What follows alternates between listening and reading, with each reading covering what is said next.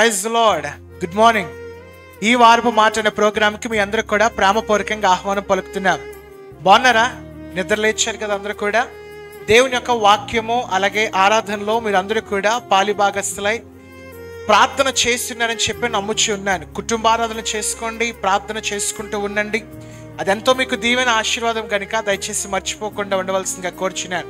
ఈ వారపు మాటగా యెషయా గ్రంథము 40వ అధ్యాయము 31వ వాక్యము చివరిద మనం చూసినట్లయితే యెషయా 40వ అధ్యాయము 31వ వాక్యం, యెహోవా కొరకు ఎదురు చూచువారు నూతన బలము పొందుదురు. ఎవరి కొరకు ఎదురు చూచిన వారు? యెహోవా కొరకు ఎదురు చూచిన వారు నూతన బలము పొందుదురు. గమనించండి ప్రియరా, మానసిక బలము శారీరక బలం కంటే చాలా అవసరత.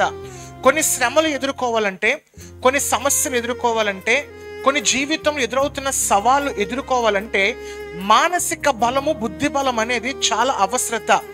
శారీరక బలములు అనేవి పోరాటం చేయడానికి, ఆ బలమును ఉపయోగించడానికి ఉపయోగపడుతుంటది. కానీ మానసికమైన బలము, ఆత్మీయమైన బలము చాలా అవసరం. ఎప్పుడైతే ఫిలిస్తీన్లో సున్నతుడైన ఈ యొక్క గొలియాతు ఇజ్రాయెల్ దేశానికి ఎదురుగా నించుని ఇజ్రాయెల్ దేశంలో అందరినీ కూడా ఒక మాట అన్నాడు, అరే మీలో ఉన్నవారు ఎవరన్నా వచ్చి నన్ను చంపండి అన్నప్పుడు ఇజ్రాయెల్ దేశంలో ఉన్న సైనికులందరూ కూడా మానసికంగా, ఆత్మీయంగా బలమును కోల్పోయారు.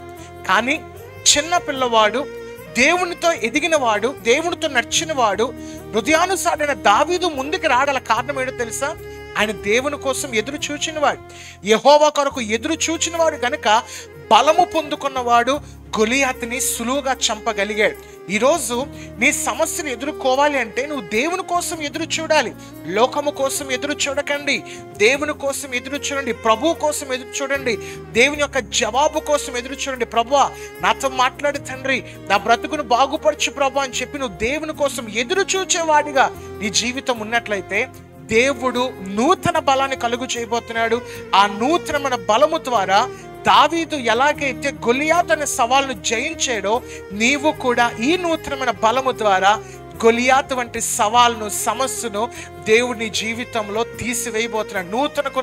నూతనమైన బలానికున్న శక్తి అటువంటిది కనుక ప్రతి ఒక్కరు కూడా ఈ వారంలో దేవుడు బలము ద్వారా మీరు అన్ని సమస్యలు జయము పొందబోతున్నారు. హల్లెలూయా. కళ్ళు మూసుకుందాం, ఈ వారం కోసం ప్రార్థన చేద్దాం. మహాగణుడా మా యేసయ్య, నీకే కోట్లాది వందనాలు, స్తుతులు తండ్రి. నాన్న, చెప్పబడిన వాక్యము నీ కొరకు ఎదురు చూచేవారు తండ్రి నూతనమైన బలము పొందుకుంటారు అన్నావు ప్రభా. తండ్రి దినముని ఎవరైతే నీ మాట కొరకు, నీ ప్రార్థన కొరకు, నీ యొక్క కార్యముల కొరకు ఎదురు చూచుచున్నారు, వాళ్ళ జీవితంలో నూతన బలమును వాళ్ళకి దయచేసి ప్రతి ఒక్క సమస్యను, ప్రతి ఒక్క సవాలును ఎదిరించే శక్తిని వాళ్ళు నింపండి ప్రభా. నీ గొప్ప మేలు దయచేయండి.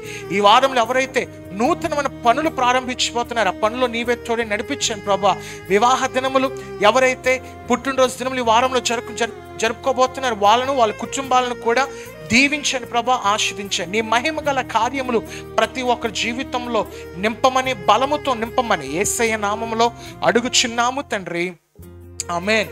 God bless you all. దేవుడు మీ అందరినీ కూడా దీవించను గాక. నూతనమైన బలముతో దేవుడు మీ అందరినీ కూడా నింపి సమాధానం కలుగు చేయను గాక. దేవుని యొక్క వాక్య పరిచయంలో మీ సహోదరుడు శామ్యూల్ జాక్. Thank you.